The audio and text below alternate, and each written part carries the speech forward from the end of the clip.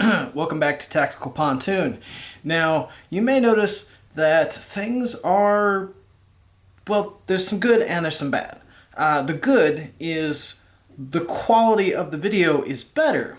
Unfortunately, this face, you can see a bit clearer, and I cannot say that that's a good thing. So bear with me as we enjoy both the good and the bad. Guys, are you ready for this? This is my first FDE build. Now, I know I'm late to the bandwagon. I missed the 19X. I didn't get on the 509 Tactical. I don't have a scar with multiple different colors of FDE. But I do now have an FDE battleworn Glock 19. This one that we're going to look at tonight was done by a new guy named Josh at JM Customs. Now, he's been doing this for a little while, but he just finally started to branch off onto his own, get his own shop built, and his name out there. I got a hold of him. We talked about doing a Glock 19.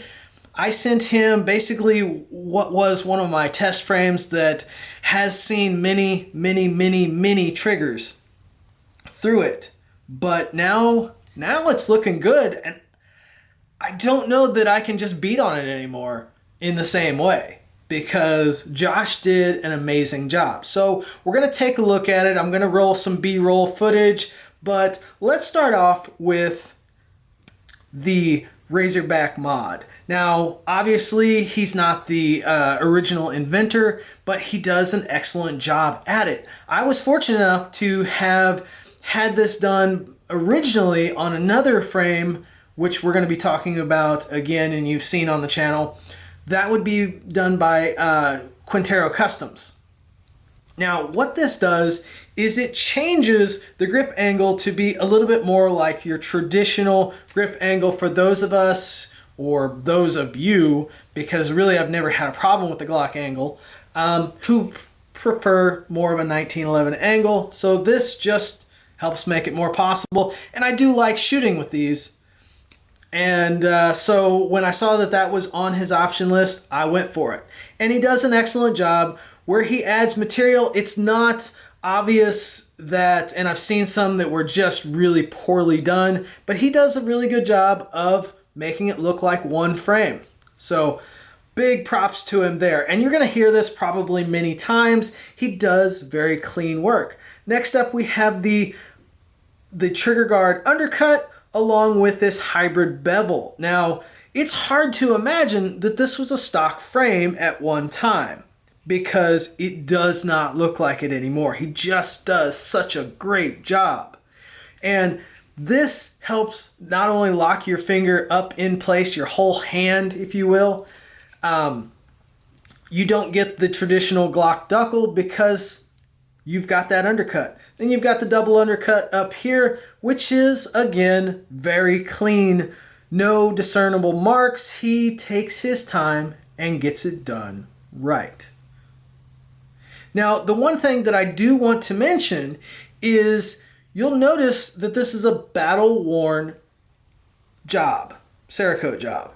He is not a normal, Cerakote guy, so when I asked him to do that, he was a bit hesitant, but I gotta say, he knocked it out. It does match the slide very well, and so maybe I've inspired him to do the Cerakote route. We will see.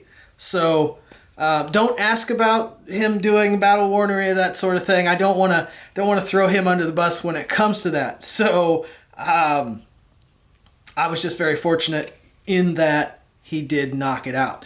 Next thing we're going to look at would be the index points, or the speed ramps, or finger, whatever. Probably going to edit that. Just edit that little bit out.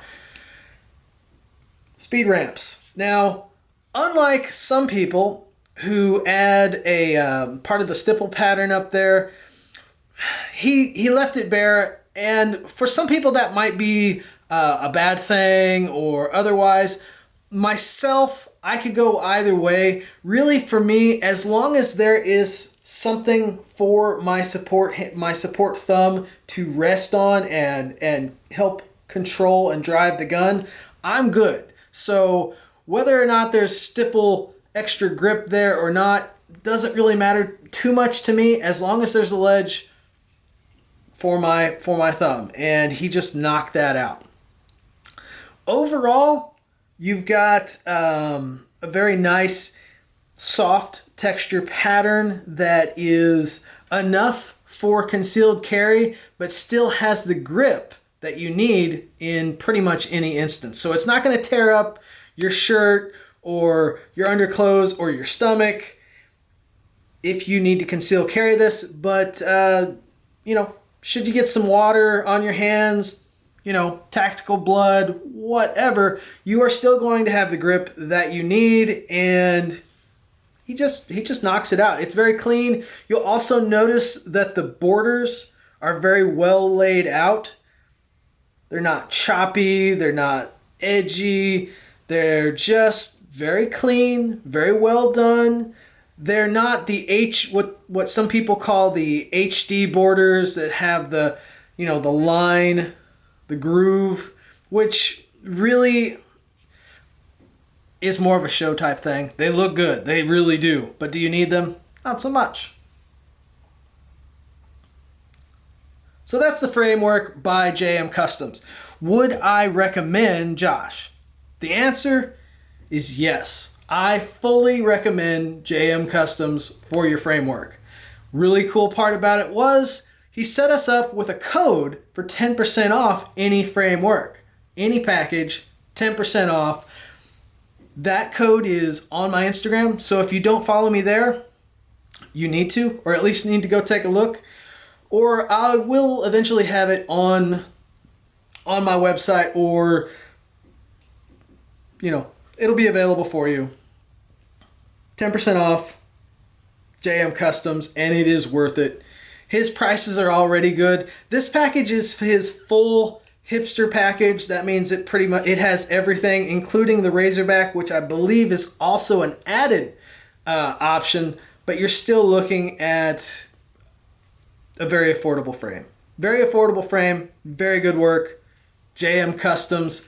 Gotta say, my first FDE, and I am in love. Does that mean I'm going to be running a bunch of FDE? Well, I do have another build that happens to be FDE that I'm planning out now with XL Weapon Works. So maybe we've got some FDE in my blood after all. And I'll be part of the pack. Let's take a look at a few other parts of this gun. Next up, we have the slide that was done by Gunslinger's Armory. You'll notice that it's got the windows, it's got the front serrations, it's got some really good detail work up front. Actually, the whole thing has really excellent detail work. You'll also notice that it is cut for an RMR. So should I want to run an optic, I've got the cut in there with the plate sitting.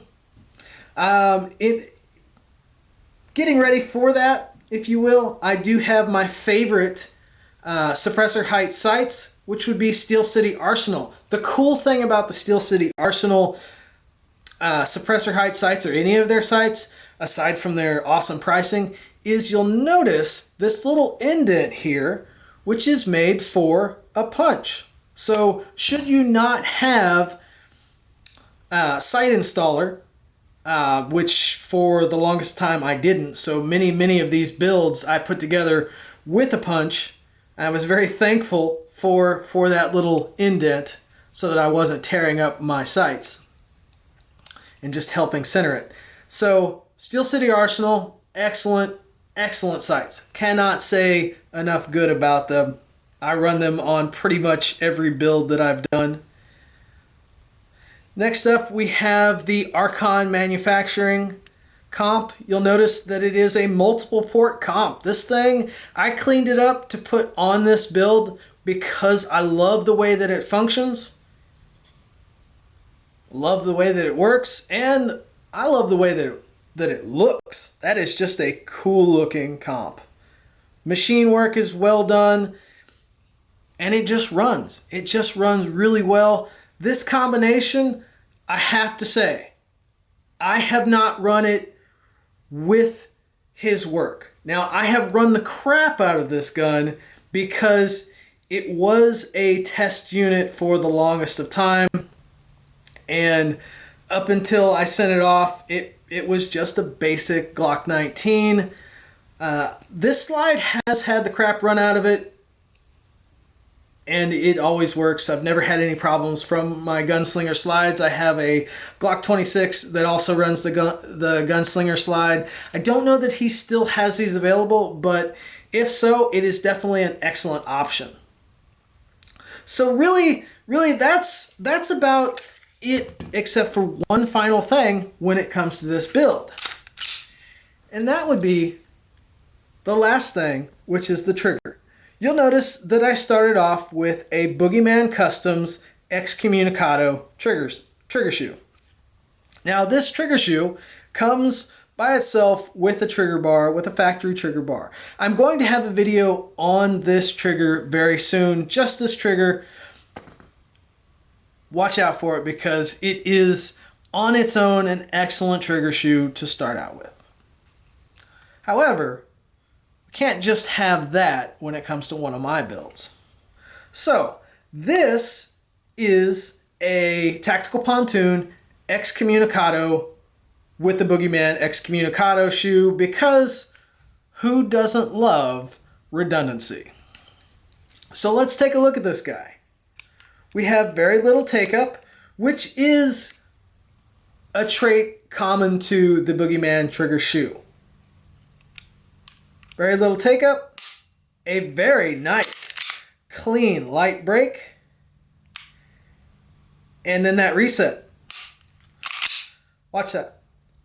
Oh, I literally could do this all night.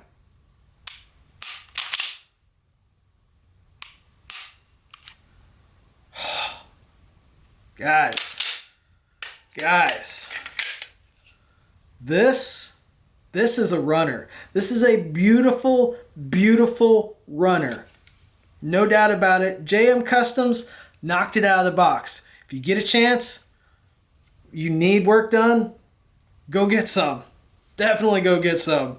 And if you want the Excommunicado trigger, I got them available. Let's build you one.